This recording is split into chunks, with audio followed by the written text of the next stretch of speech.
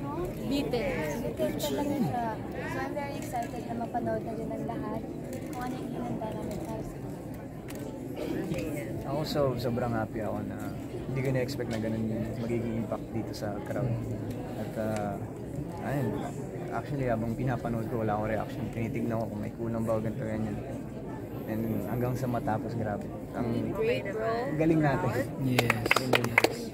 Jello, ganda ng hair mo doon. Very groovy. Pero ano po, sa totoo lang nabitin ako. And sobrang na-excite ako na makita nyo ding lahat yung mga susunod pang mga eksena. Kasi ayun nga, gusto ko lang sabihin na sobrang gagaling ng mga kasama ko. Napaproud lang talaga ako habang pinapanood. And tulad nga na sinabi po ni JM na hindi ko na-expect na ganun yung kalalabasan. So first time kasi namin lahat papanood. So sobrang happy. Kung dito sa episode na to, sa pilot, kilig, diba, tawa. Yung next ba, may iyak naman bang halo? May ano pang mga emotion ba? Ay, so ay, galit ata. Kami galit kami maramdaman kay Kobe. Baka when I come back, but I don't want to reveal anything, but I'm gonna start raising a lot of questions. Okay. Sa kiss. Doon sa mga few episodes pa may makikitang intimate na kissing scene si JM and Sophia. Panoorin mo. Uy, abangan niyo po. Dapat download ko muna ng iPhone. Yes. Pero JM and Fiang, ano yung pinakamahirap and pinakamasarap na experience nyo while doing it? I mean the serie. Pinakamahirap at pinakamasarap. Pinaka-enjoy. Enjoy.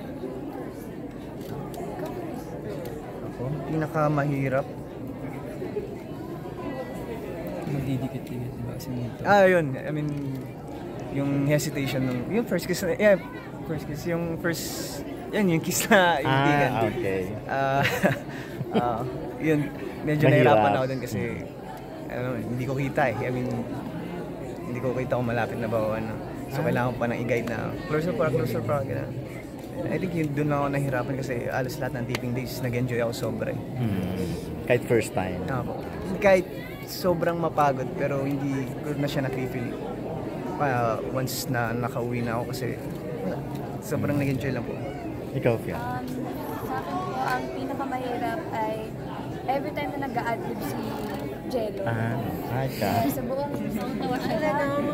taping namin, doon ako pinaka-nahihirapan na pagka every time na may scene ang lahat, tapos kailangan mag-adlib ni Jello.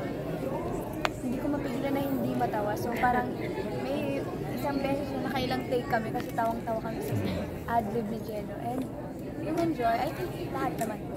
Pero yung crying scene, parang ang galing mong umiyak, Fiang. So madali ba yun for you? Somehow. Kasi po, nung time na sinushoot po namin siya is meron po kasi before mag-start is magpapatugtog po ng malungkot. So yun ang parang nadadala po ako sa music. Motivation mo yun. Yes, pero minsan mahirap din po. Especially pag wala kang mahugutan. Yang parang naging very comfortable ka when they sila pa rin namin.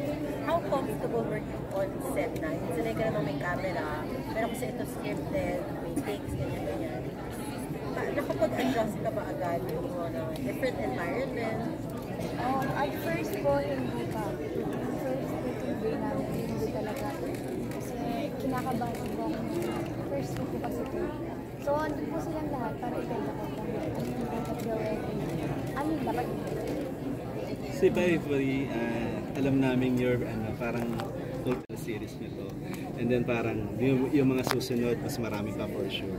Is there any pressure on your part na supportahan kayo ng fans nyo dito sa first series nyo? Mic po ba ng lahat to? Kanino kaya yan? Sa akin, simula una ako talaga, nanisimula po ako na feel na pressure. Mas lamang po yung excitement na gawin namin itong project na ito, natapusin namin itong project na ito at ipakita sa kung kanino dapat ipakita. Of course, sa fandom namin and sa lahat ng casual viewers. So, hanggang matapos, so, wala po ako na feel na pressure. siguro hirap yun, pero yung pressure na wala, as in, mas lamang po yung happiness, yung excitement ko habang ginagawa ko tong project na to, namin together. At Yeah. Ako po talaga first, may pressure po ako kasi hindi ko alam kung paano ko mag-deliver ng tama. And first, on-screen po kasi na series. So, yes po, may pressure sa akin kasi before po, meron po akong puntong Laguna. So, kailangan ko po tanggalin yun bago ko ma-deliver ng tama yung script ko. So, You're a good comedian. Parang dito napansin namin. Ito ba yung one of your dream role? Parang maging comedian. At nakarelate ka ba dun sa character? Sa character. Kasi parang ikaw din kasi yung... kung nakarelate po, siguro sa personality, yes. Pero sa pinagdaanan, hindi. Hindi pa po tayo nag-ghost, no? Or balikan. Ayun po, sa personality, yes. Nakarelate po ako kasi si Jaja, very jolly, very makulit, mapagmahal, family-oriented, lola's girl. And as Jaja po kasi, pinalaki din po siya ng lola niya, kaya po. Lola din nagpalaki po sa akin. Sorry po, ano po ang question niyo? Yung nahirapan ka ba? Or parang naging gamay mo yung pagiging komedyante? Yan ba yung gusto mo? Siguro po, nature na po siya sa akin na lumalabas talaga sa bibig ko. And yung mga napanood niyo naman po, si Direk po talaga nag-guide sa akin kung paano kayo deliver na tama.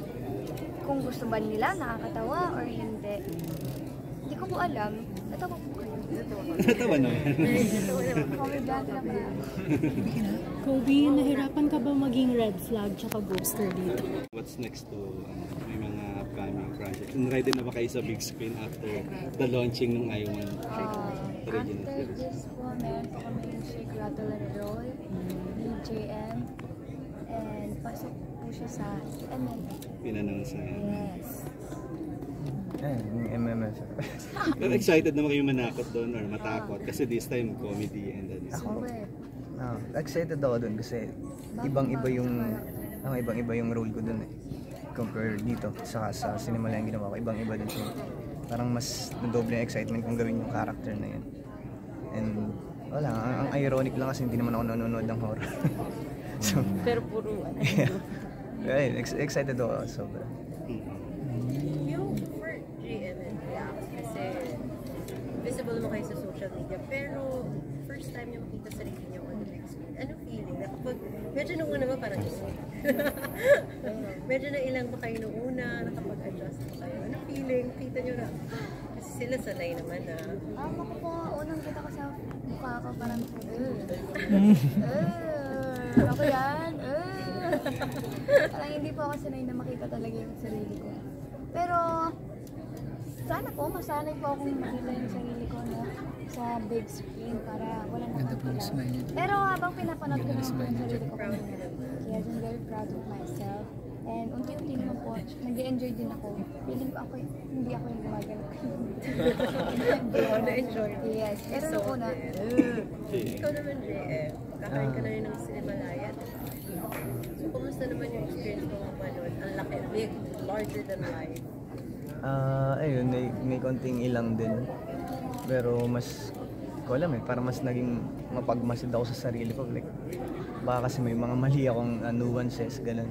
So, ayun, tinitingnan ko lang kung tama ba yung emotion ko yun. Ganun. So, mas naging mapagmasid na ako.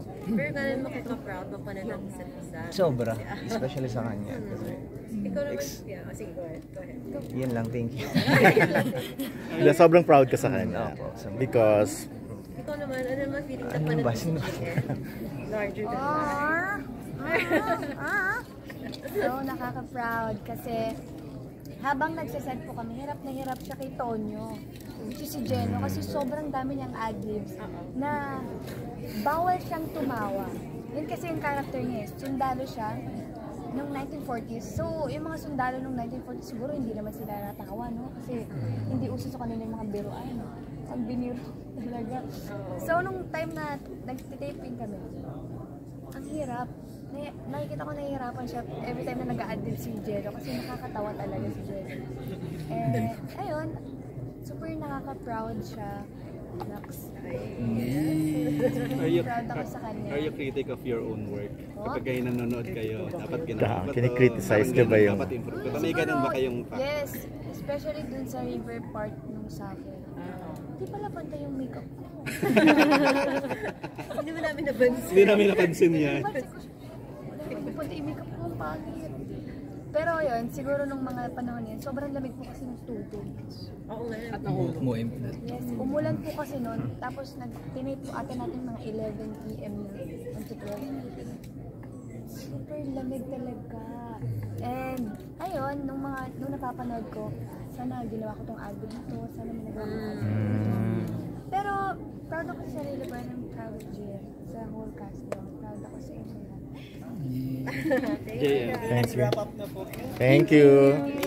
Thank you. Akin na ng photo. Yes.